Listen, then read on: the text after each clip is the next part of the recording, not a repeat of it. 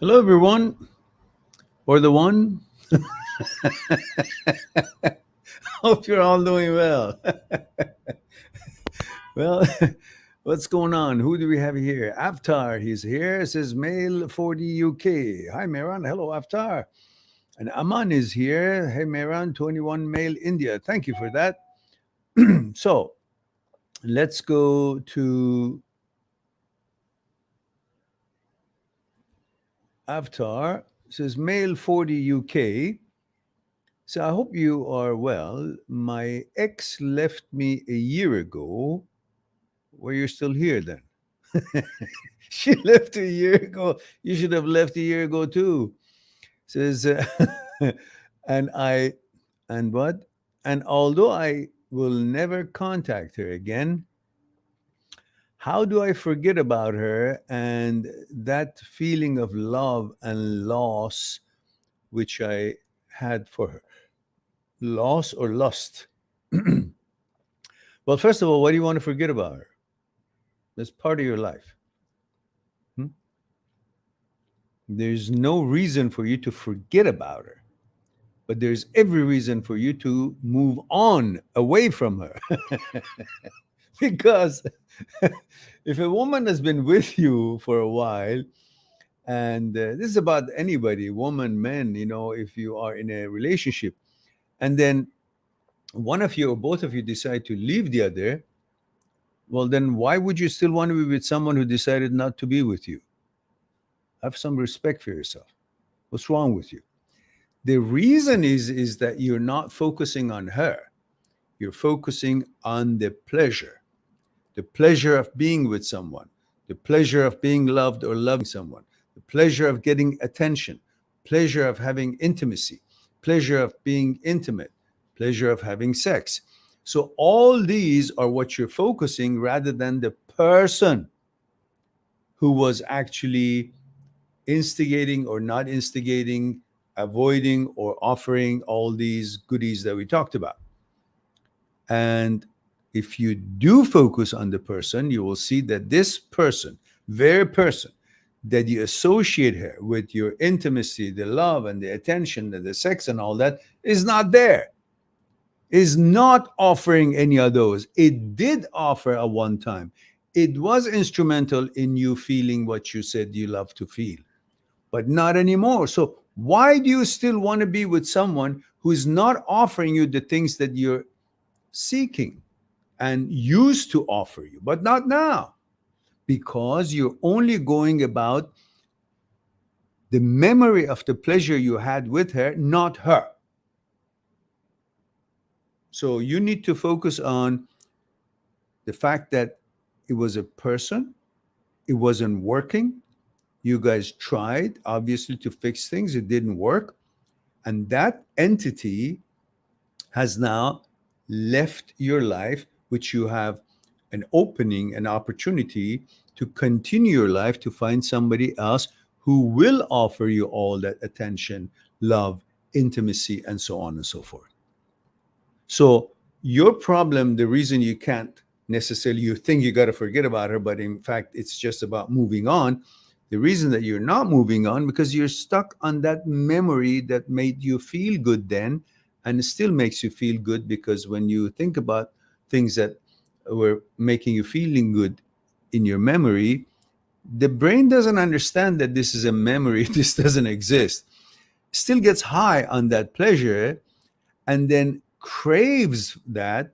And the more you think about it through neuroplasticity, the more you learn that you want to think about it because it makes you feel good when you think about it. But every time you come out of it, you don't feel good, which is the real world, the actuality. And since you're not making an effort to turn the actuality into something pleasurable, something wonderful, as you hope for and you plan to, then you keep wanting to go back into the memory and you won't move on to actually create and build a new life for yourself.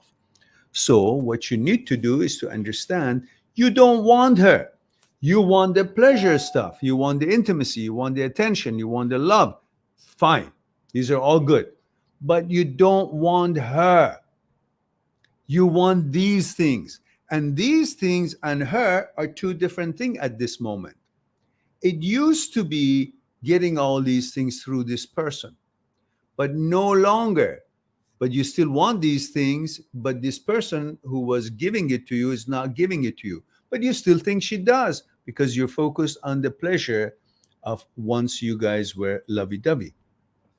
You need to separate the pleasure and the things that you want from this person who's no longer instigating it, facilitating it, offering it, and open your eyes and go after finding someone who will give you all these things. These things that you want are not synonymous, are not automatically offered by someone that you used to be with. Because if it was, that person would not be called used to be with. Well, that person would still be with you. Because she's not, is because she's not offering these things. That's why you guys are not together. Neither one of you, or at least her in this case, is not offering you the stuff that you're looking for. And if that's the case, and you want the stuff that you're looking for, then what good is her to you? If this person that you're seeking obviously is not offering you the stuff that you're looking for, the pleasure, the intimacy, the love, attention, why do you want her? So, what you really want and mixing up with her being the source of it is the stuff: attention, pleasure, love, lust, intimacy. So separate them. They're not the same. They were at one time, but no longer. So open your eyes, come to the actuality of life, stop going into the memory to get that high of the feeling of intimacy and the memory and the love and lust and attention. That's a memory in non-existence. But brain, since it cannot tell the difference between virtuality and actuality, keeps going in there to get high. I want you to wean off of it, wean the brain off of that shit, come out in the reality, and make efforts to meet new women, all amazing and qualified to build something together, get to know each other, appreciate each other, see if you guys accept each other for what you have to offer and what you expect to receive, and then build on that. And then you'll be fine. All right. Aman says, hey, Maran 21 male India says the 20-year-old chick whom I was liking watched your video and said you are a lot attractive. Oh, okay. Thank you. What's your secret of attractiveness? Well, I don't know. Well, I know I used to be attractive. Right now, I'm semi-attractive. Uh, women don't necessarily judge us by looks alone. What seems attractive and how we define attractiveness about a woman is different than the way they define attractive in regards to us, men. We look at their aesthetics, detail of their facial design, hair, nose, eyes, lips, teeth, fitness level, and all these other things. Because we are visual, men are mostly visual. We get excited through vision, the beauty. But women define handsomeness, good lookingness, by the mixture of things. Yeah, naturally, they would like a pleasant looking man. But what really makes the man look attracted to them is not the man's look, is the man's confidence, is the man's education in way of connecting with issues of life and how it negotiates the matters of life, which brings psychological security in the mind of the woman. And psychological security, which is usually unattainable, but we are constantly all through our lives are in pursuit of it, is something that every human being has been seeking since God knows million years ago, knowing or unknowing. When we didn't have the brain that could think, we still were looking for some security in some ways. But when we got to have this brain that is got lots of good things about it and lots of bad things about it, we were hot in pursuit of psychological security to feel safe, psychologically and physically. And this certain knowledge, education, experience, confidence, wisdom, knowing how to deal with the challenges of life is what women are interested because in reality, everybody is looking for a way to negotiate life. So if you have a partner that will actually enhance your understanding and abilities to back you up, support you, togetherness, facing the world and challenges of life, it's a palatable um, trait. And so they would consider that handsome. Otherwise, I'm no Sean Connery or Brad Pitt, somebody in between. Of course, I'm more good looking than both of them. But hey, having said that, that's about the confidence, not about reality. All right. Thank you very much. And thank your girlfriend or your friend for me for that comment. I appreciate it. Potara Gaming says, Hi, Miran. I am a 21 live. I hope you are. You're writing, you must be live. I'm a 21 live in the United States from California. 21 male, is it? Or female? If you will fix that live word. California from the Coachella Valley. I hope I didn't butcher the name. Coachella Valley. Says the videos you have done helped a lot. Mind is at ease. Okay, good. Little to nothing thoughts. Worry happens normal. Is English your first language, Potara? Or are you just shortening it for quick communication or lack of space for writing? I think you're asking that you're saying that the videos have been helpful to you and your mind is now more relaxed and is not having so much intrusive thoughts. But you're saying, is worrying a normal thing? Well, worrying is part of life. If we don't worry, we can't advance, we can't figure out things, we can't prevent things, we can't get prepared for things. So yeah, worrying is part of, we've been worried since we were created, worrying about a dinosaur eating us, worrying about a tiger eating us, worrying about food, worrying about attack of the other villagers, worrying about somebody take chicken or food or shelter or our women, and all these since thousands and thousands of years ago have been part of our programming. So amygdala has been programmed to worry all the time in order to keep us safe.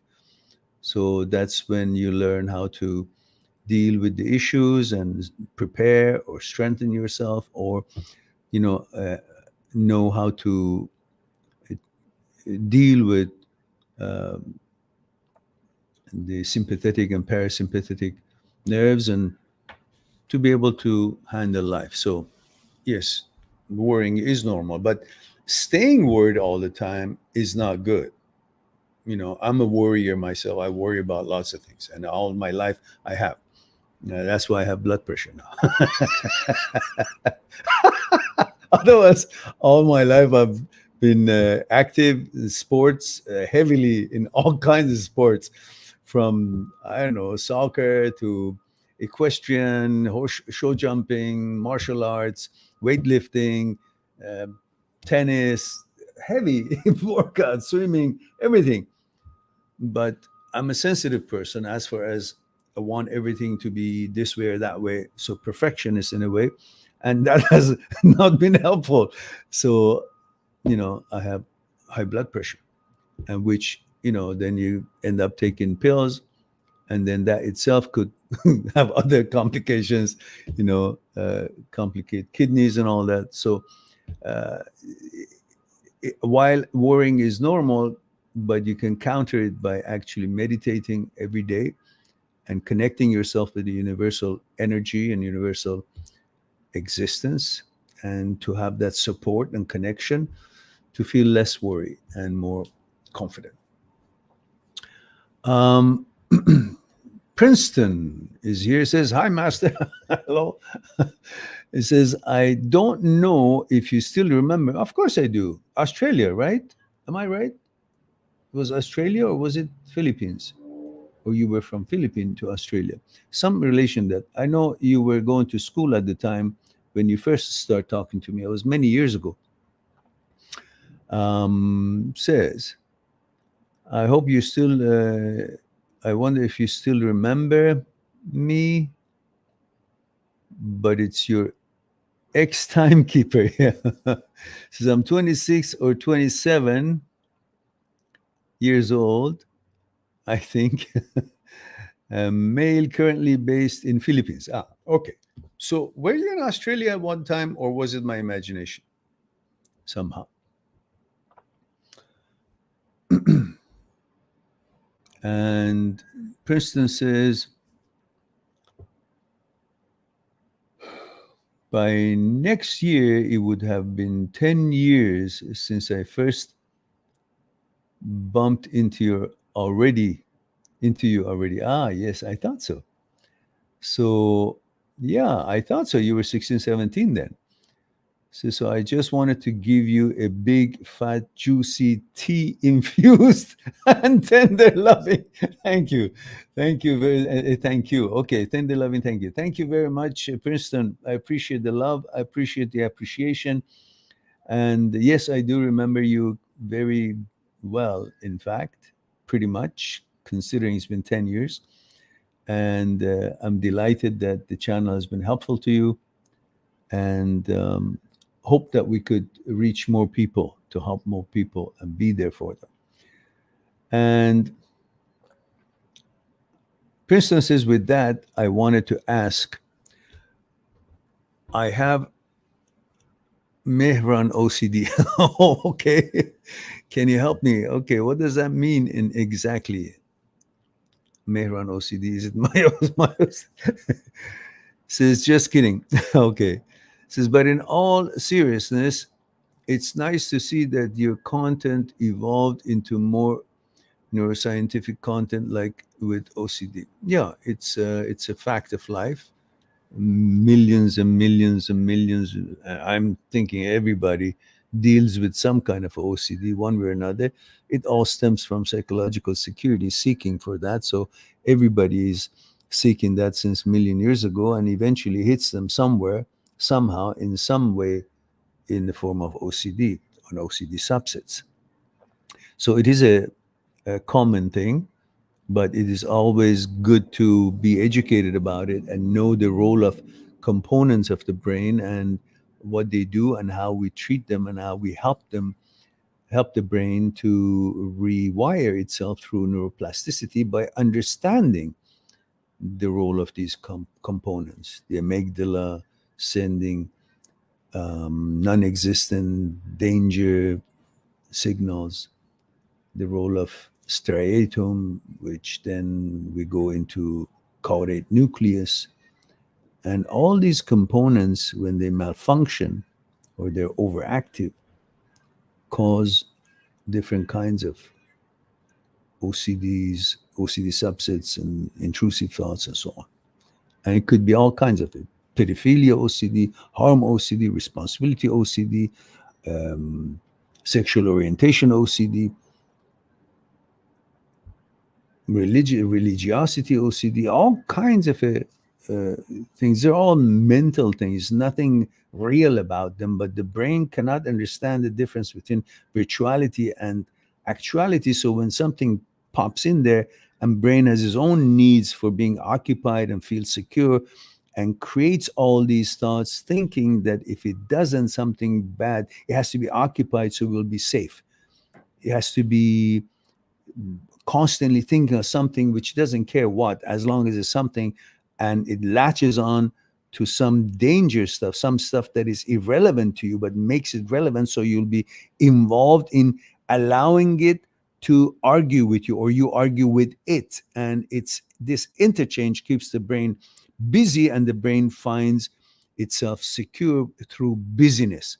So all these have different roots, and it helps for people to get into this glitch of OCD of all kinds.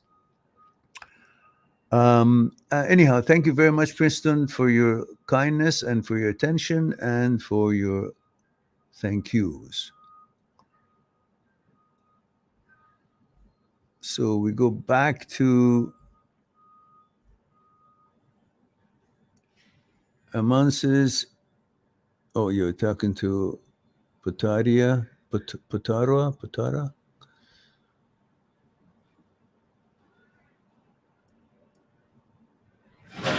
Okay, good, Putara. And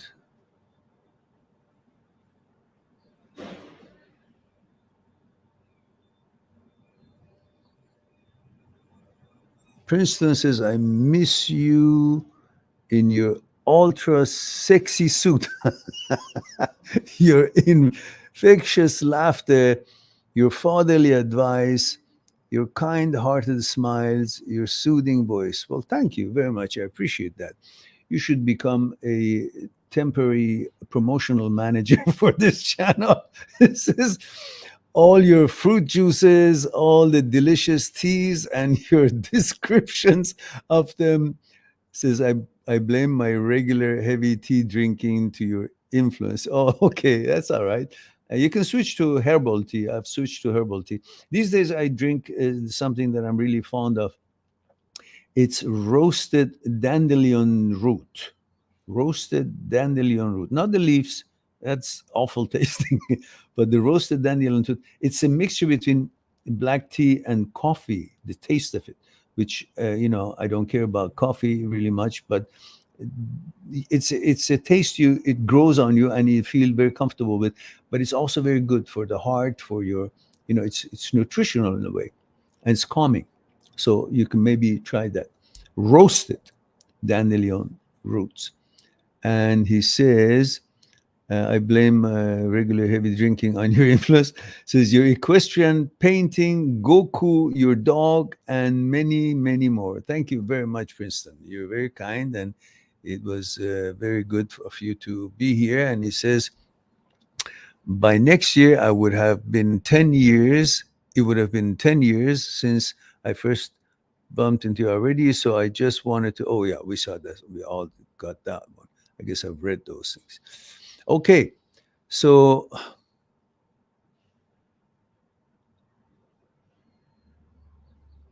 Aman says, how to be attractive as a guy. I mean, what should we do in order to be? I just explained that, Aman, in the question that um, in the question that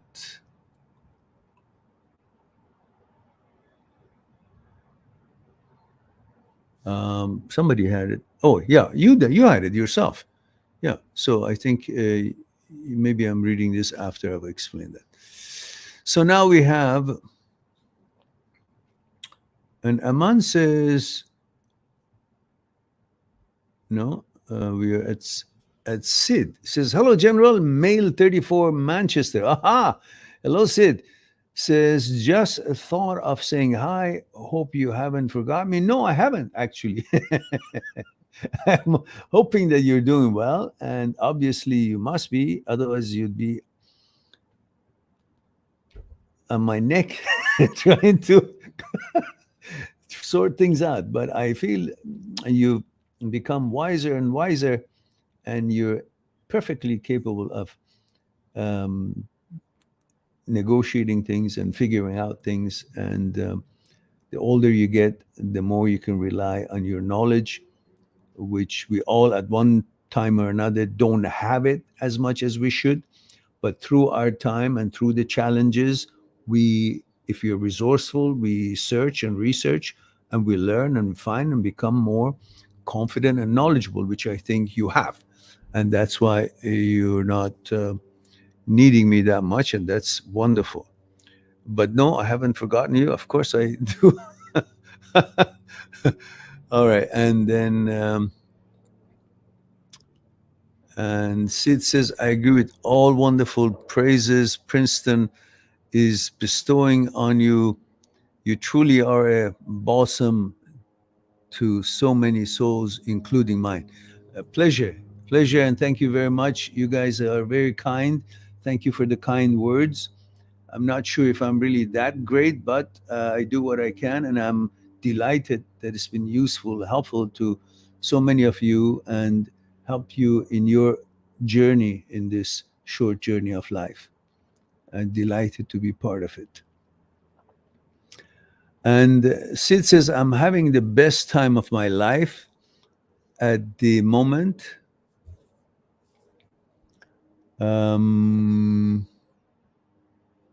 and the video you uploaded on sustaining happiness today, questions I asked to you long back, yeah, kept me grounded. Uh-huh. Good, good. Yeah, I had you in mind when I saw it.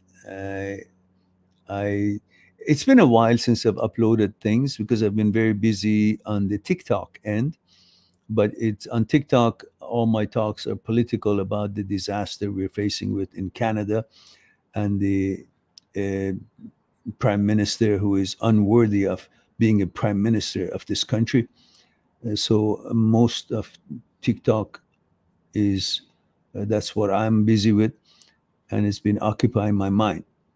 And hopefully, with the help of the conservative parties, we'll be able to show evidence that this prime minister should resign.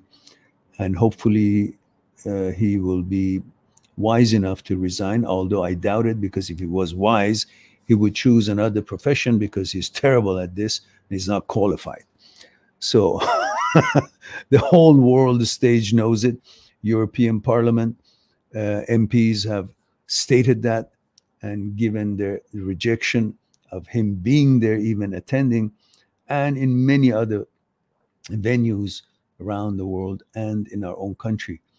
Uh, he's definitely not qualified, in my opinion, and of course, many others. Anyhow, for any discussion on that, you can go on my TikTok. It's Mind Seeks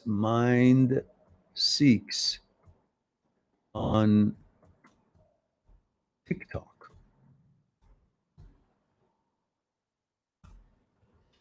All right. Now, and we have Sid says, I'm more capable and wiser, yes, but I would always come back to you. Hope I'm allowed, you know. Of course you're allowed. What are you talking about? Of course, all of you. Um, and Sid says, I feel like I need someone at the moment, but because I'm working on so many projects, I also don't feel like being with someone. Any thoughts and advice? At some point, I would love to meet someone. Well, look, this is something we all say about many things. It's not just about relationship that sometimes some of us would say, well, I'm not ready yet. I'm working on some things and I'm busy. Fine. If you're really that busy and you're really happy, you don't feel the need for a companion or find a companion in your way to achieve and accomplish what you set out to accomplish. I understand that. Sometimes we're busy, we have all other priorities, personal priorities, financial priorities, project priorities, family priorities, things that it just doesn't make you available. And you're, of course, concerned about being in a relationship, not having enough time to attend and focus, and then, of course, mess up the relationship. That's another concern that uh, you know it's a legitimate concern, and if you are not ready for it or you think you're busy, you can't allocate the time that you wish to allocate, and yeah, you may find something good and you may not make it work, and she may not be understanding or appreciating a hardworking man or a busy man at a time, and she might not be busy herself, and if she has a career and busy herself, that would work perfectly fine. But having said all that, life is short, Sid. Before you know it, you have attended to all kind of projects. You've gone through all kinds of challenges. You have made accomplishments, but you've always, through all that you accomplished and the challenges that you participated in, something was missing. You still felt perhaps you would have welcomed a little bit of a problem in a relationship, but being in a relationship, as it is a component to complete the picture of life. We are sociable beings. We need to exchange love. We need to give love more than receiving love. Part of the reasons for people want to be in a relationship is not because they want to be loved. They want to give love because that's the nature of human soul. We are all made out of love. If you look at it, there is no one in this world who hasn't been conceived or given birth without love. It was love that started the whole thing. Your whole conception, your whole start of intention of starting your life was based on love. So the foundation and the mud that made you to be, the clay that made every one of us to be, was with the ingredient of love as its motivator. If that wasn't there, that attraction, that love wasn't there, no hanky panky with mom and dad would happen. So, love is the basis of our soul and basis of our connection with the universe. Why? Because it's the universal nature's love that flows through in the form of ki, in the form of energy, from one end of the universe to the end of the other end of the universe, and passes through all of us. Huh? So, in order to resonate with universe and with life, with nature, love is a necessary frequency. Love is a frequency. It's not a thing. So you need to have the receptor, the receiving end, in order to send this frequency, which generates harmony with the frequency that the universe is extending in all throughout the universe. So you being able to send love, it's like you have resonated on the same frequency as the universal energy that helps everything grow and prosper. And then you become harmonized. So love is not necessarily just a necessity, is also a way to be harmonized with nature, with life, because then you are sending something, extending something in the same frequency as what has made you and is flowing throughout the universe. And you become compatible, you become in harmony with the existence of nature and the frequency of life itself. Well, I couldn't have said it better myself. So, on that note, I suggest to you, don't wait until you finish your projects to find a relationship. I did that. I had certain um, points, valid points for my life at the moment, at that time.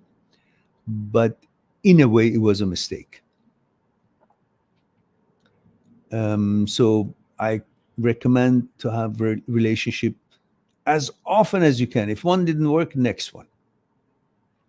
Don't go through this life thinking that the relationship should be perfect. Therefore, I'm not going to have one until I am perfectly ready. So then I will find the perfect relationship, because that is, you will be perfectly disappointed. Nothing in this world is perfect. So negotiate with it, manage it. Just like walking and chewing gum at the same time. You can't say, well, when I get to the destination, then I'll start sitting down and chewing gum. No, chew your gum. Enjoy that sweetness while you walk, while you run. Now, if you're running fast, spit it out so it won't jump to your throat. but, but what I'm saying is, don't run too much, too far, too hard, too fast in life, so you can have time to chew gum. In other words, accomplish what you want to accomplish. Focus on it, but have your girlfriend too. Have your relationship too. And if it's not working out, then you can stay away until you finish something and then start something new with someone else. But you never know. If she's also having her own career and her own business, which is the criteria for you to find the proper girlfriend for you, is that a girlfriend who has her own career, is busy, not hanging around for you to entertain her. But if she's busy and is of a higher um, echelon of resonance in mind, in brain, and she's an active um, innovator, or trying to build something out of herself, educate herself, then she's busy, and therefore she's busy, you're busy, and there will be enough time for you guys to finish your projects and attend to what you need to attend, and at the same time, enough moments to enjoy a cup of tea, a dinner, a cinema, a walk on the park. These are what this whole life is all about. It's not about you finish everything and when you're old, then you want to just find somebody. Oh, get old, you get blood pressure, you get this and that, and cholesterol, and all that shit, and all the things that you wanted to do, and wait for it to be done. At the end of the time, it'll be too late. So look at me. I'm very young and I'm not waiting for anything. All right. All right. Having said that, hope that was an answer for you. Um,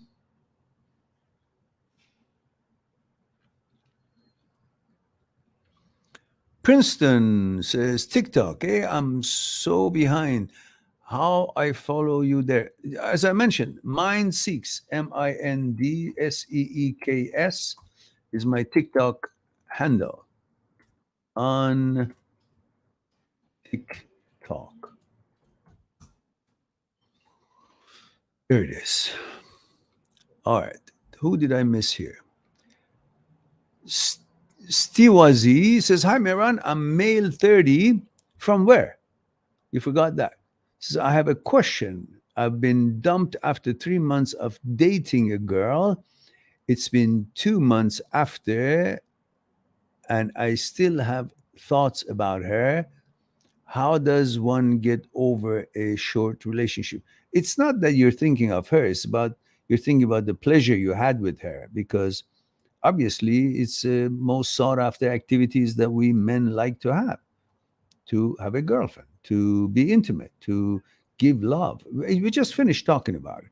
So, in the questions that I covered in the past half an hour or 40 minutes, you will find your answer because I've already answered one just exactly like your question, how to, why you're still thinking, how to forget.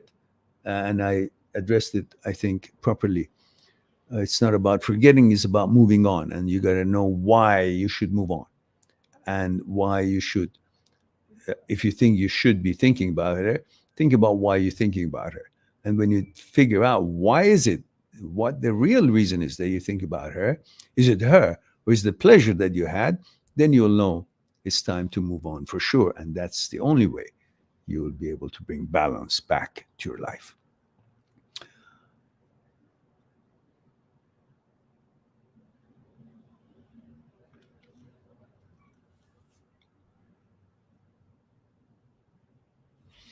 Guys, you all know that I have a site, www.mindthatseekstruth.com. And that if you want to talk to me one on one on Skype and discuss your concerns and questions in regards to thoughts, consciousness, fear, desire, ego, relationship, breakups, OCD, subsets of OCD, HOCD, and whatnot, you're welcome to go on my site, mindthatseekstruth.com, make an appointment.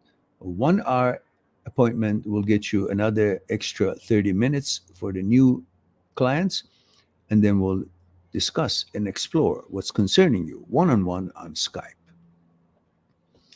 I just send the link for you guys in case you guys want to know how to contact me. Now,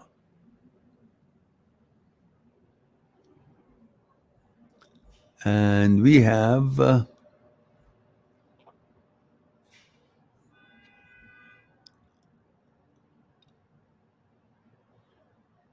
Princeton says you are one of a kind, Master. You're so kind. Princeton says your memory and cognitive capacities insane. I'm taking my master's degree in neuroscience, and it's crazy. Might need the dandelion root to cover. Yeah, you might. Yeah, you might. And holy shit is here. That's a very interesting, encouraging screen name. Says, hi, Mera, male 33 German. Oh, wie geht's? Geht's gut heute? Says, do you believe in a higher power? Yes. Usually in a relationship, women are the higher power. In what capacity do you mean higher power? Of these idiots who run countries like our prime minister or some president here? No, I don't believe in those idiots. They're all bought and paid for, and they're not necessarily patriots. Sometimes we will end up good people leading a nation, but at this point, in most nations that I can look at, France, Germany, United States, Canada, Australia, New Zealand, all bought and paid up for, in my opinion, all bullshit, unqualified people leading these countries because they're all listening to this psychopath in Europe who's trying to change the world to you own nothing and you'll be happy. Garbage. The communists are trying to take over. That's the problem. All right. Now, it says, do you believe in high power? But otherwise, in real higher power, yes, I do believe in universal energy, the the organism of the universe, the energy that runs through everything and helps everything to grow and advance. The intelligence, there is an intelligence out there. I'm still trying to reach it, but maybe I'm not intelligent enough to be recognized by, but yeah, I do, in that way. And holy shit says, why don't you change that goddamn screen name? At least give me a name here. I can't be calling you holy shit. It just takes the whole serious mode away. Says, do you believe in a higher power, that there is a bigger plan for us? And that bigger plan is really pretty much instigated, designed by ourselves. If you sit on your ass and do nothing and hope that something is planned for you, something that's not going to happen. You're going to rot and die. The plan is for us to be alert, aware, research, and build foundations and build things and do things and learn things and accomplish things in life. That's where you get somewhere. Otherwise, sitting on your ass will make everybody else piss on your head. And I'm not about to let that happen. So, we all got to get off our butts, research, and understand what's happening. And when it's needed, we must educate ourselves and decide if we want to comply or not comply. Otherwise, the forces at work, evil forces at work, always try to manipulate the rest to own our efforts and our energy and corral us into a little corner to be dependent on them so they can control us. So this is not in line with the basis and the directive of the universe, which is based on freedom of mind, freedom of body, being able to be in control of your body, your decisions, what's good for you, what's not good for you, and nobody and no one should be able to command you, control you, dictate to you, whether it's a bloody government or schoolmaster. As long as you are not harming anybody else, you want to live your life, be in control of your own decisions, what's good for you, that's your right. And that's what freedom is all about, which we don't have any of it these days. And people should become aware what's happening. All right. And says there's bigger plans for us. I always felt that in my life, karma exists and we all get what we deserve. Your thoughts? You know, it does in a way. I believe that. But unless you initiate, it's like saying there is a locomotive or there is a engine with four wheels on it, or there is an arrow, bow and arrow. They're all there. But unless you thought the bow, the arrow won't go anywhere.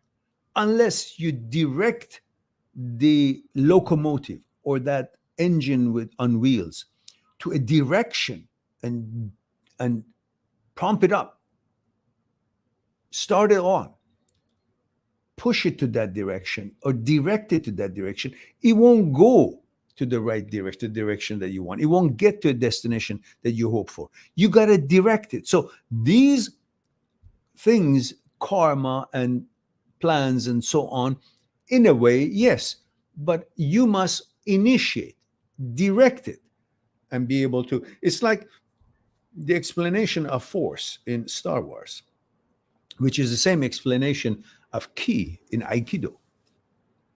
Universal ki, universal energy, force, binds us, passes through us, replenishes us, gives us energy, but we control it. We should learn how to control it. We have had several examples on this in different ways. I want you to watch this 59-second and come back to me. Subscribe on my channel, visit my channel, and go through the videos that you might be interested in. Mind@seekstruth.com, making it one step away to talk to me one-on-one on Skype and discuss what concerning you. I'll talk to you soon. But we too, like the iceberg, have 1,000 times bigger powers that is not visible, and we must. Why? Is it something we're rambling on and I expect you to accept it? Or is there actually another power within us? Would you come and help me out? Okay. What I want you to do is put your hands underneath my arms and just lift me up. There we go. Okay, now, that's my physical part, right? Same thing, again, with that. Just want to see if there's any difference. Go ahead. Now, go ahead. Now, this, go ahead, when you're ready. Go ahead. So you see, this is different than what he was doing, and I'm not really doing anything. You convinced? Yeah. So are you guys convinced that there is something other than, thank you. Thank you very much.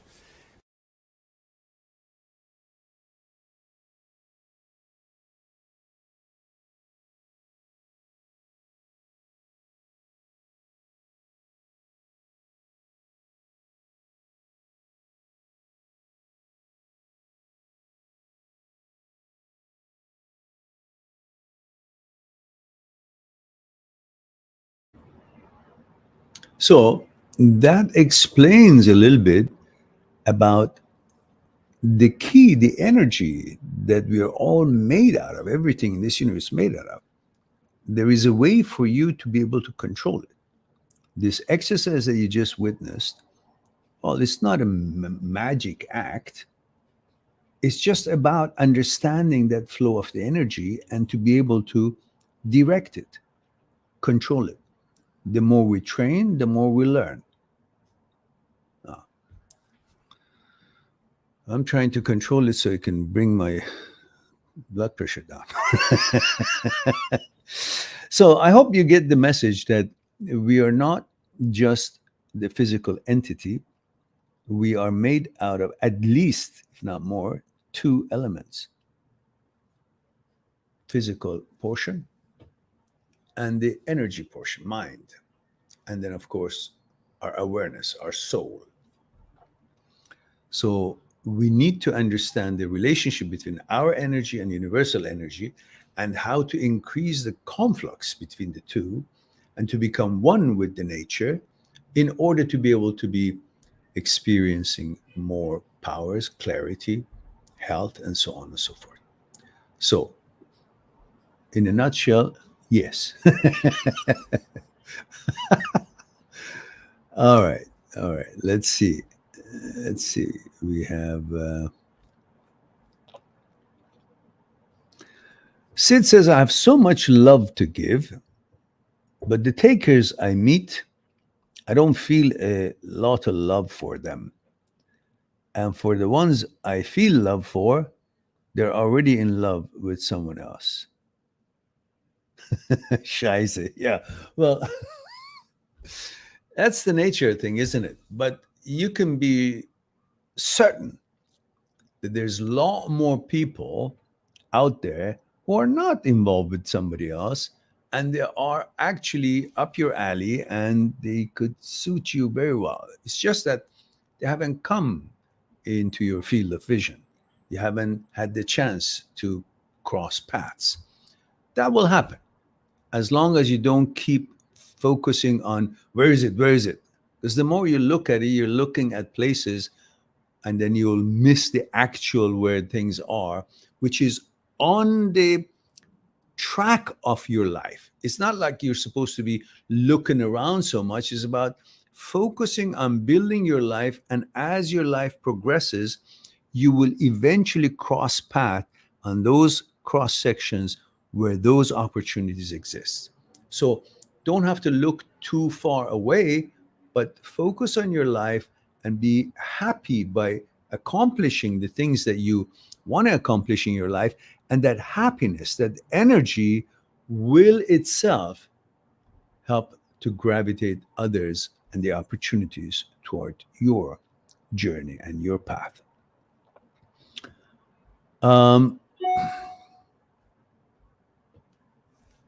Art Polamo, 29, male, US, says, how do you deal with disappointment in life?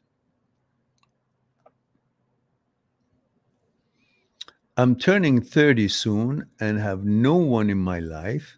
Desperately want a girlfriend before it's too late. First of all, you're just 30 years old.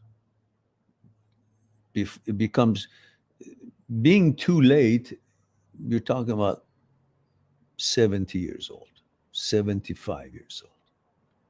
So you have lots of time. First thing you want to do is take that pressure off that, oh, it's going to be too late. Because then that whole feeling of it's going to be too late resonates as a desperate energy.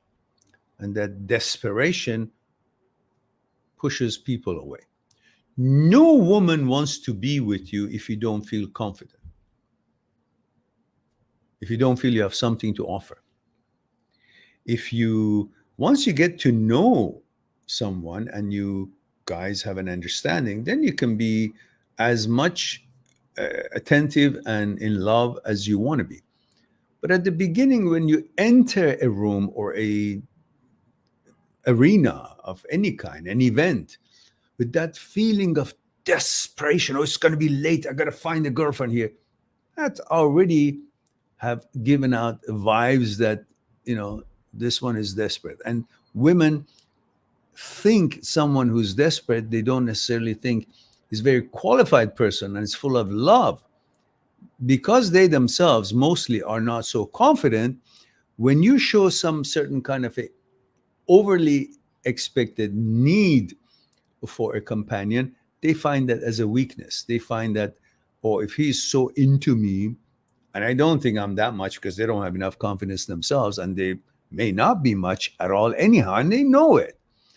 But your interest would be based on sexuality and sexual and intimacy, which is naturally why you're attracted to them.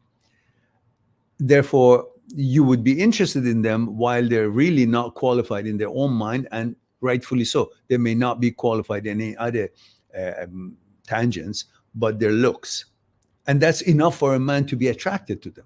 But that's not enough for them to feel they're worthy just by looking good, because it's about the psychology of them, the psyche of them, and what they have done to themselves, how they have endowed themselves of education and abilities and accomplishments. And if they haven't done that, no matter how good looking they are, they don't feel that accomplished or that confident.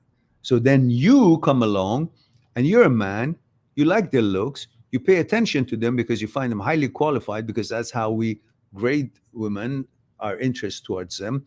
As long as they're good looking, at the outset, we don't look further, which we should, but we don't.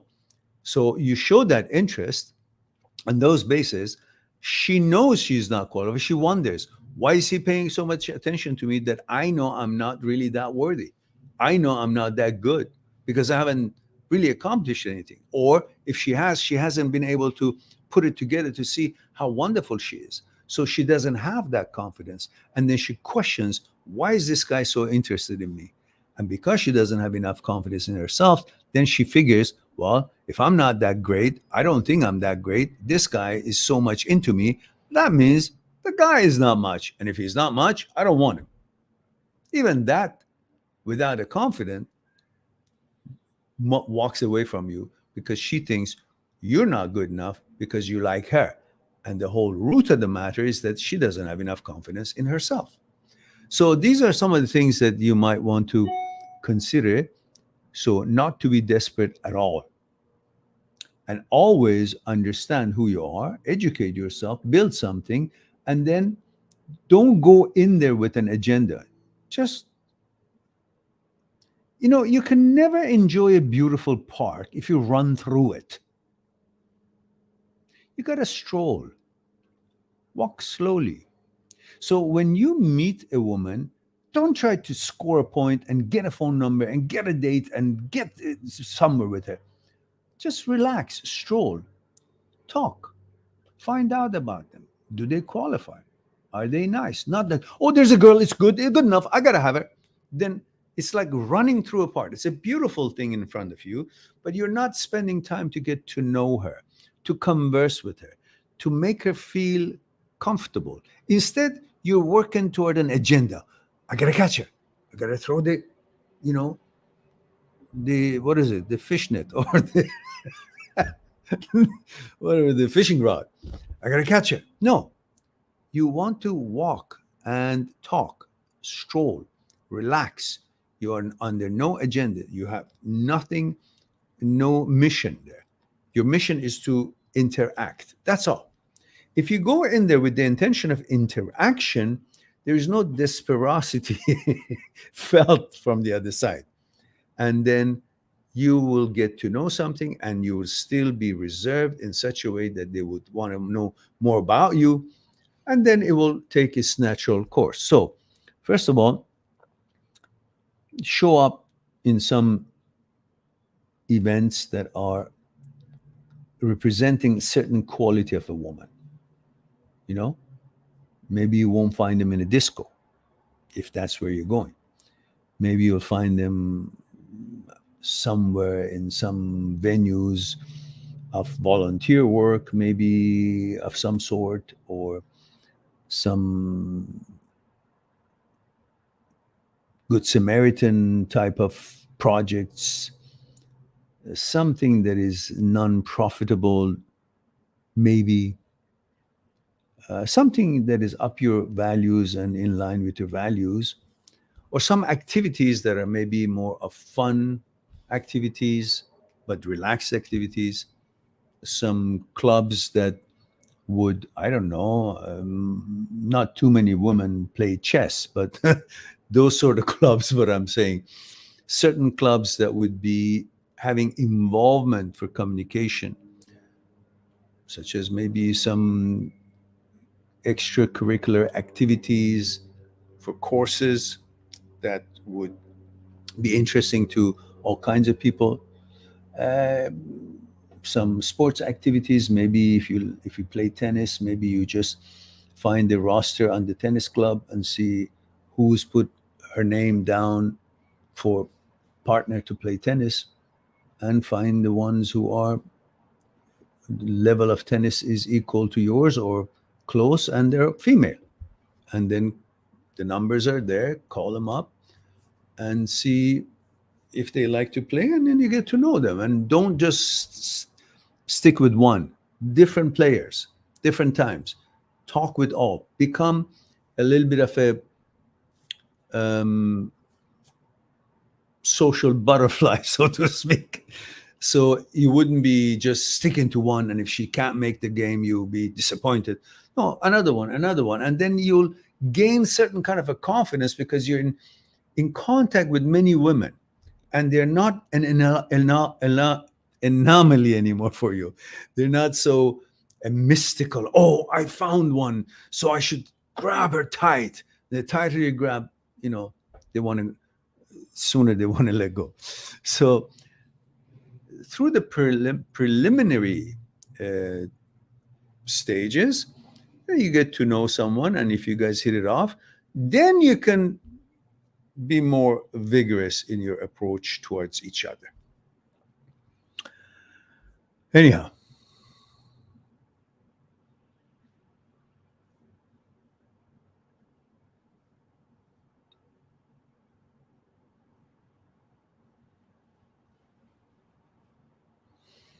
Aman says how to deal with what other things when I'm naturally a high neurotic guy and my brain sabotages of what people may think or thought about me. Well, you will not worry about what people think about you so much when you know how little they do. You think people are thinking about what you do, they judge you. When you know that they actually are not, then you don't worry about what they think of you. We all think, oh, somebody's thinking of me. I just noticed I don't care, and I don't worry about, or I don't focus on what people think of me. As long as I stick to my values and follow my own agenda, I'm not hurting anyone, and I really don't care. First of all, they don't think of me much anyhow because they have their own lives. Why would they be thinking of me? Secondly, if they do, I really it doesn't concern me because their thoughts has no power of any kind. So why would it concern me what they think this way or that way about me? If they think good of me, that's lovely. I appreciate that. If they don't, that's their opinion, but still doesn't do anything to me. So I continue my journey the way I like to continue it. So, in other words, your answer is what they think or they don't think is irrelevant to you. You think it should be relevant. Why? Why what they think about you is relevant? What about what other people think about themselves? They're more worried about what other people think about them than, thinking that who you are, what you do. You do what you got to do, and as long as it meets your standards, and that's good enough. Just make sure your standards are good.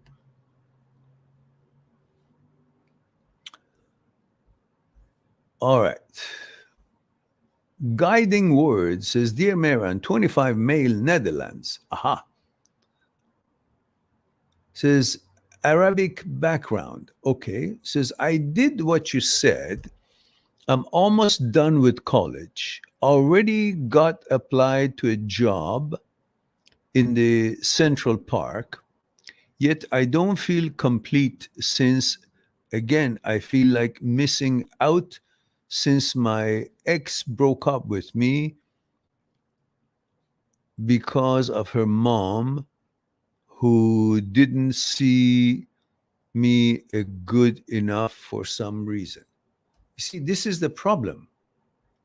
You are thinking what she chooses or not chooses, your girlfriend or the mother, would, in grand scheme of life, would make a dent into your path. How do you not know, or how do you know that this actual interference is not a nudge for you to move into a direction where it gets you close to where you should be going, and you would find the girl you're looking for, which is more appropriate and in tune with your values? Universe has certain kind of a signals that not always comes through your own brain or your own thinking. If it did, we didn't need any guidance, because we would have, we would be all be know it all. But in some ways, the way things happen, some of the things that happens in your life, it could not be really good as far as relationships are concerned. But in fact, it is not that you're being punished or being something is being taken away. By taking that away is not to punish you or deprive you of something, but it is for you to get a signal to move on to the next rack where there is something more suitable, better, fitting for you. Sometimes when you're in a store, I'm not comparing relationships or women or however your situation is with clothing, but I'm trying to deliver something. Sometimes when you're in a store looking for your size to buy a suit, you find the suit is not the right size. Everything else, texture, the textile, design, everything looks good, but it's not the right size. If it was the right size, you would have bought it. And you would never been able to see the next rack or the next room or the next store, which would have a better material, better price, better design, and better suitable color and everything else in textile. But because this wasn't the right design or this wasn't the right size, everything else was okay, you had to leave it, and you were pushed to go to the next room or to the next rack or to the next stores. And you somehow found, wow, I'm so glad that didn't work out, because if I had bought that one, I would have missed on this one. But you can't see that when the right size is not available for you on that other one. You just say, oh shit, why the world is like this? What? In this case, why she didn't want me? Why the mother didn't? Maybe this is actually the way it should be for you to be pushed and kicked in the butt to go and find that other girl that is the most suitable girl for you. Why don't you all think that sometimes there is some kind of a wisdom behind it all? Instead, you think that was the only chance, and because I didn't get it, something must be against me. Maybe something's actually for you. That's why you didn't get it. Often in life, things that doesn't happen for us is not because it's something bad. It doesn't happen for us because something better is supposed to be for you. Think of it this way and move along. Guiding words.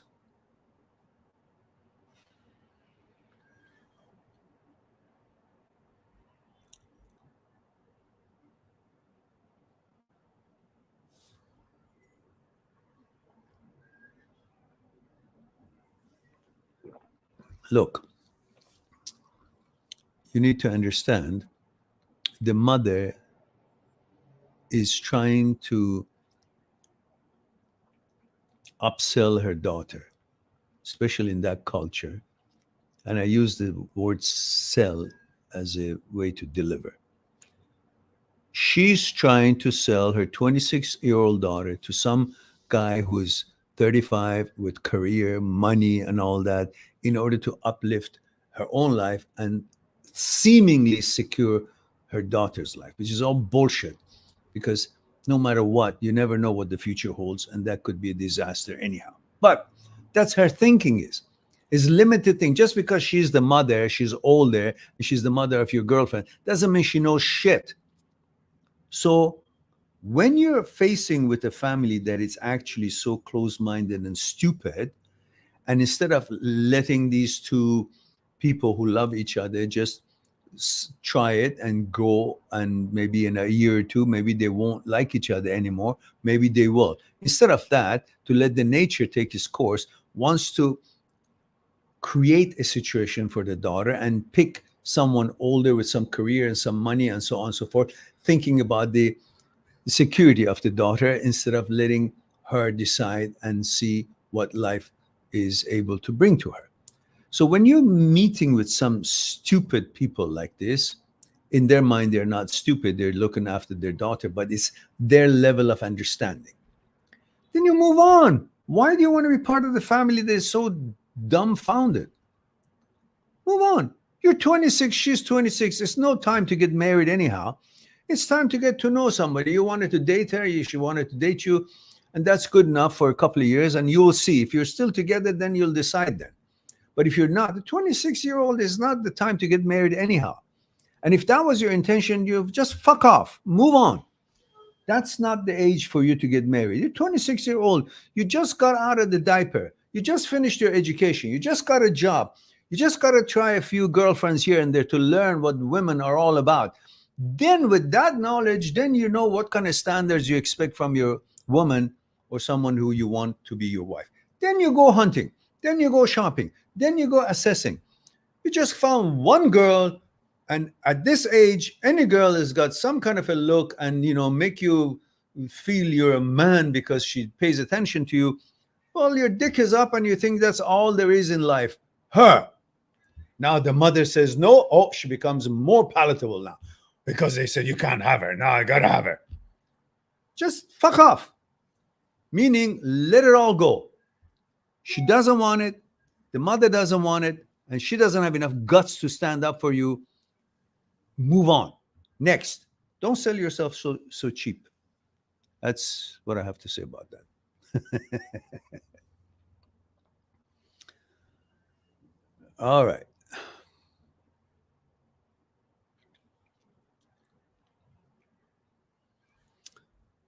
Now, who do we have here?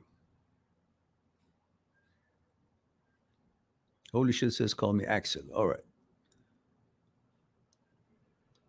Axel Foley from Beverly Hills Cops. Beverly Hills Cop. Um,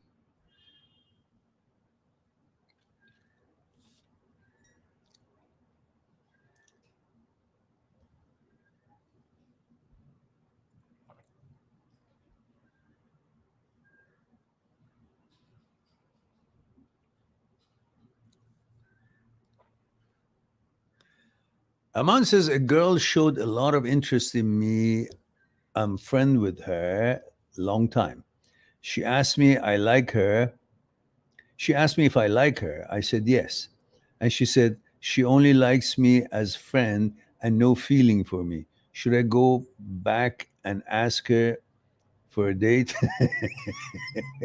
Are you an idiot? First of all, your mistake was when she said, "Do you like me?" You said yes. Some of these girls are tricky. They want to see if you like them so they feel good about themselves. But once you tell them you like them, they say, well, I don't like you in that way. I like you like a brother, like a friend. And that's what they do in order to keep you around, and they feel good about it, that you have attention to them. They know that you like them, it makes them feel good, and they go up with that confidence to somewhere else. So first thing you got to say, if a girl asks you, do you like me? Says, why should I be liking you? Have you done anything for me to like you? We're just friends, aren't we? And if she says, well, I thought maybe, so, well, I can look at it that way from now on if you like, sure, we can do that. But if you just come right out, say, that's what happens. And no, don't ask her for a date. Don't. Just at all for the next God knows how long until she asks again. She says, not really, I did once. I did once. And usually that's the best answer when the girl says that you're friend with, and she says, do you like me? She says, to be honest with you, at some time I did, but not anymore. That puts him on the defensive. Why? What happened? What did I do? He says, I don't know. Just I didn't get enough reciprocation. So I thought it's not appropriate and you're not interested. So naturally my interest went. I'm looking at, other options, but yeah, I'm friend with you. It's cool. That's it. All right. Now,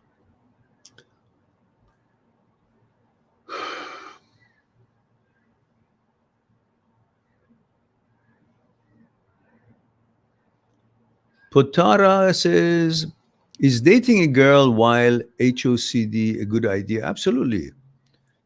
You need to go and do the normal life that you have. And instead of focusing on HOCD to become stronger, you focus less on it and focus more on your life and the things that you need to do and you should be doing and you want to do. And this by itself, it kind of falls by the wayside because your attention is not there. The more attention you give it, the more it becomes pronounced and occupies your mind. Again, guys, remember, mind@seekstruth.com is my site where you can make an appointment for a Skype consultation. One-on-one, we explore what's concerning you on Skype. Frederick, male 27, Sweden, says, hi, sir. I don't know if you can answer this right, but whenever after I meet my mother or when I spend time with her, I get really sad. Also, after I have met my parents, I become sad. I don't have any explanation for this myself since they have never hurt me, but always support me. But I'm afraid I have a sort of separation anxiety that I haven't come to terms with. I don't quite understand, Frederick. You feel sad when you leave them because you're not with them, or when you meet with them, you feel sad while you're meeting them, because they're two different things. As you said, that's separation anxiety because you love them and you've been protected by them, nurtured by them, and you don't feel confident when they're not around. That's another thing. And the other one is when you actually meet them and you feel you have not accomplished what you think they expected you to accomplish, so you feel inadequate in comparison to what you think they expect of you. And that is what makes you sad. Is that what it is? Because I don't have enough information in regards to the roots of why you get sad. You're welcome to go on my site, mindthatseekstruth.com, make an appointment for a Skype consultation, and we'll explore it together. And then we'll come to understanding. And the Lugani is here, says, Hi, Meran, 25 male, London. Says, my long distance ex got in contact with me and says he or she. And the Lugani, you're 25 male, London, and you say your long distance ex, and I think last time we talked, your ex was a girl. Now you're saying ex got in contact with me and says he will be visiting London soon. And then you say, how do I let her know? Oh, I guess you made a mistake. One of them is a mistake. How do I let her know I'm not interested in hooking up as I'm seeing someone? She blocked me and now wants to come back in my life to see what I'm up to. Well, just tell her exactly as it is. If you have a girlfriend, tell her, well, it's very nice and kind of you that you thought coming back to me, or at least coming to visit me, not back to me, coming to visit me. Don't be presumptuous, just be more diplomatic. Says, well, it's very nice to hear from you and thank you for thinking of me and coming to visit me.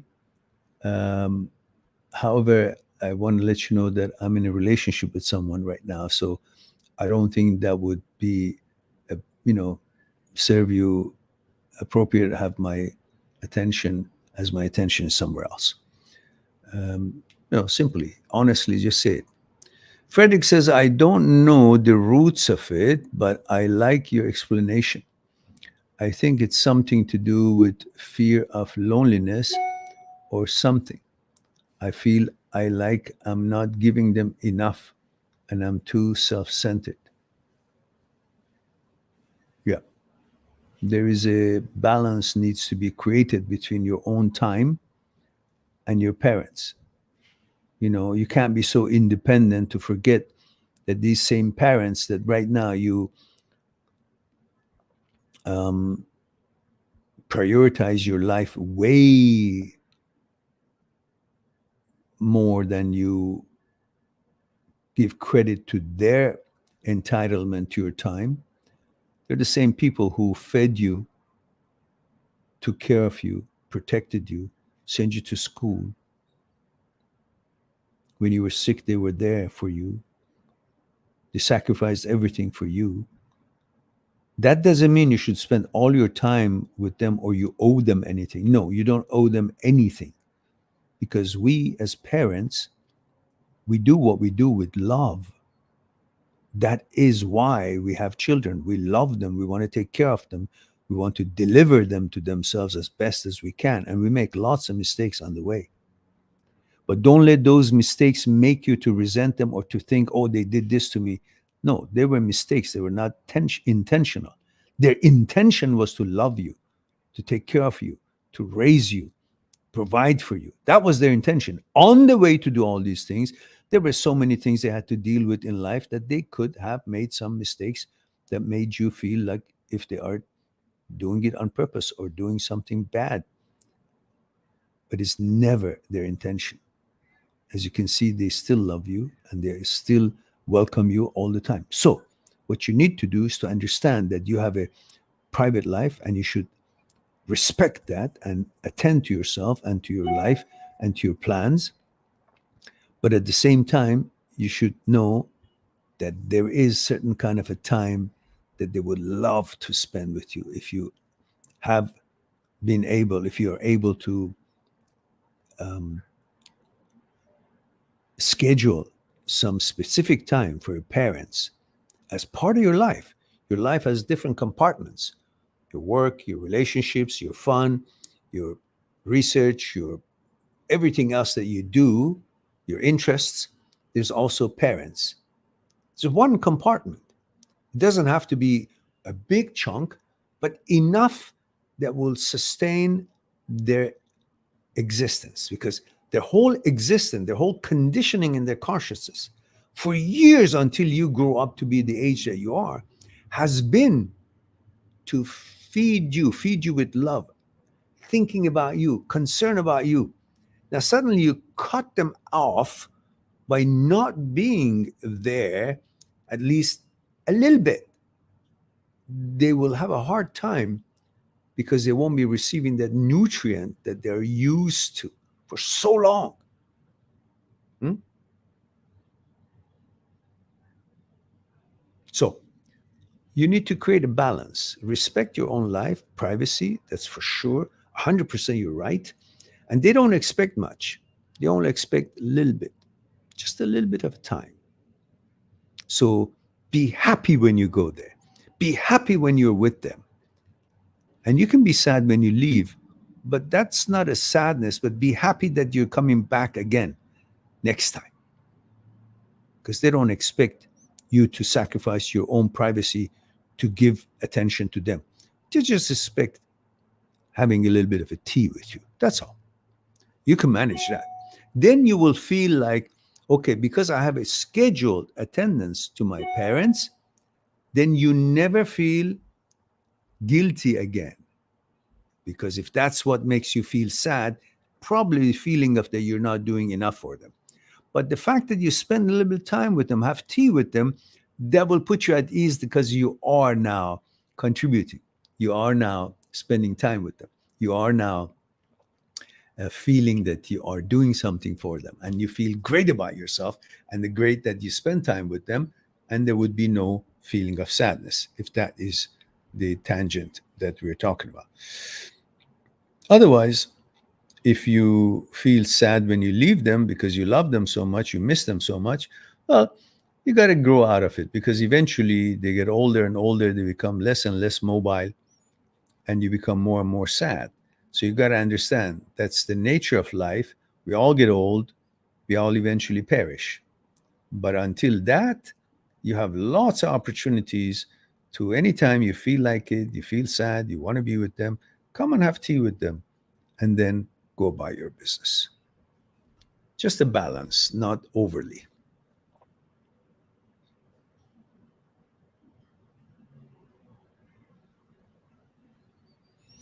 Frederick says, I feel like I talk too much about myself and about my problems. And at the same time, I'm becoming more aware of how much love they have given me. And I feel like I'm not giving enough back. It's not about giving enough back, it's about giving whatever you can back.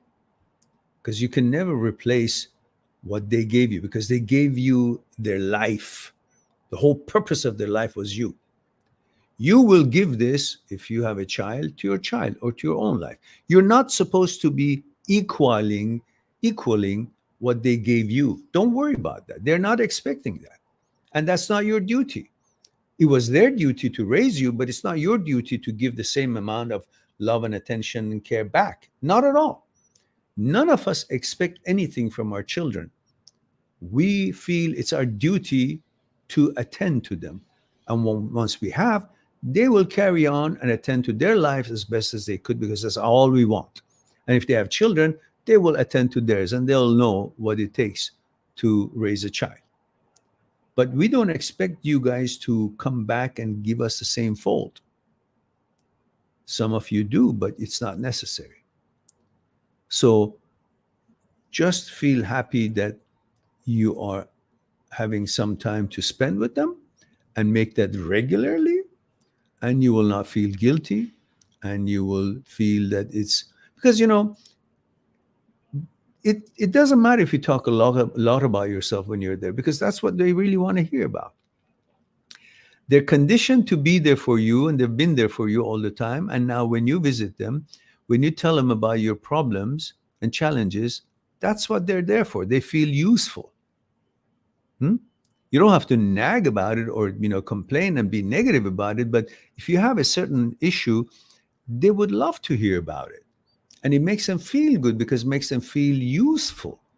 That, oh, I still have my son asking me something. Hmm? So don't worry, they're okay with that. Just don't be a nag of being so negative and so depressed all the time. Don't want to be do that either. But if legitimately you have some issues, you want their consultation, yeah, they will love it. Don't think that they will mind it or they would feel you're talking too much about yourself. No, they want you to talk too much about yourself. They want to know about you. So don't worry about that. Royal Doyle is here, says, why do you think my intrusive thoughts are more intense when I'm drowsy in bed in the morning? Well, when the relationship with the mind and the body is that the tighter you confine the body, the more agile and agitated and active the brain becomes. You can tie yourself down with a rope and think that you've made yourself immobile, but physically, yes. But at that very moment, the brain becomes more agile and active, overactive. So when you're drowsy, but you're awake now, your body is not moving, is actually pretty much confined in that area because you're sleeping or you just woke up.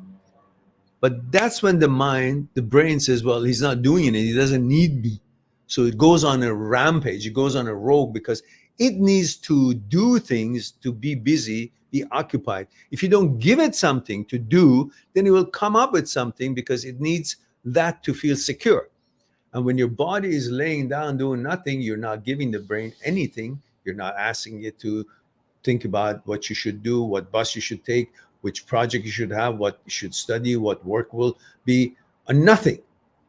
When you don't give it, we don't ask it, command it to do something, to do some operation for you, to work on your behalf, then it feels insecure because it needs to do something to feel secure. So it goes rogue and start calling up shit. That's the need it has. So you can see when you're busy, the brain is actually complying to what you need to do. And even if it interferes with its own thoughts, you always bring it back.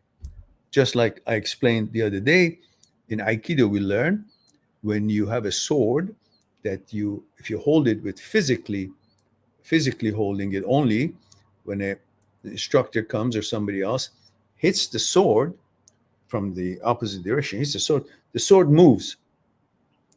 But if you hold this same sword with energy, with ki, with life, and has a direction, has a purpose, you give it a mandate, when somebody hits the sword, it comes back because it has a direction of energy going this way. So the physical part of the sword moved, but the invisible energy that was going through the sword still going here. So sword comes back to align itself because it has a mandate. It has a track. But if you only hold it physically, it just goes, there's no track, stays where it is. So you'll be distracted, you'll be manipulated because your mind is not extending energy, is dry, it's just holding physically.